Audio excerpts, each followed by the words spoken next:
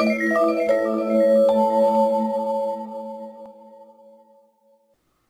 this is Scott Hanselman. I want to take a moment to talk to you about some of the new features in Visual Studio 2012 and ASP.NET. Right now, specifically, the new CSS editor. It's all new, lots of great new features, and a number of really cool improvements that I think you'll appreciate. Let me just run into Visual Studio here. I'll open up a CSS file. We've got CSS snippets. So for example, I could create a rule here for an image hover, and then type in transform, tab. From here I could say rotate. Notice that I'm getting IntelliSense and help for rotate. -90 degrees, enter. And I'm automatically generating cross-browser CSS, handling all of the major vendors, Mozilla, Microsoft, Opera, and WebKit. There's snippets for things like media queries, some of the more complicated things that you don't want to have to write yourself, font face embedding for cross-browser fonts. There's also a brand new color picker. I could change the color of something here.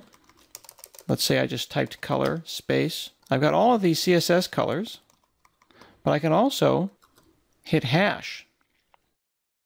And we automatically populate a new palette rather than getting IntelliSense. I've got a color palette with all the colors that are located inside my document, as well as the primary colors.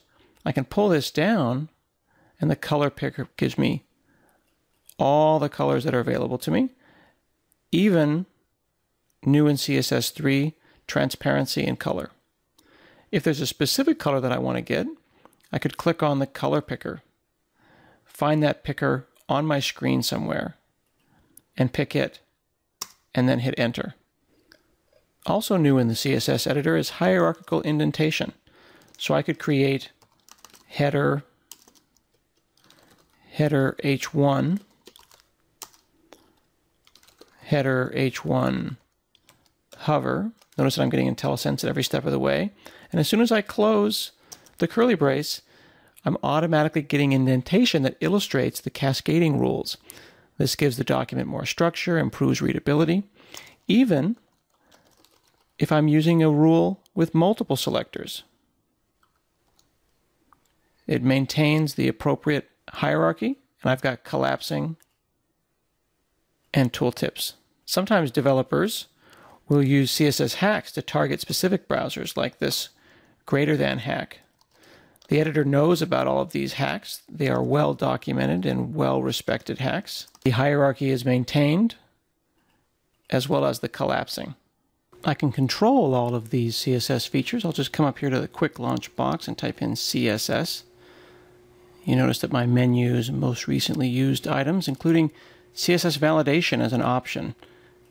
Click on that and I'm sent directly to Tools, Options, CSS Validation, where I've got complete control of all of the CSS features, how I want things formatted, whether I want specific rules for expanded, semi-expanded, or extremely complex CSS. So even though we have a default, you can change those. Support for hex, RGB, and HSL.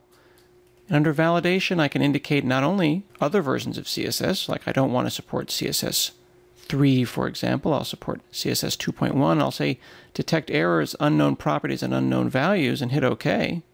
You notice right away, now that I've switched to CSS 2.1, the CSS editor automatically knows that transform and animation fill mode are not supported in CSS 2.1. And those are actually showing up as warnings. These are just a few of the many, many improvements to the CSS editor. I would encourage you to explore, hit hyphen, check out all of the support for vendor-specific prefixes and snippets for literally hundreds and hundreds of prefixes to make your life easier. We hope you have fun.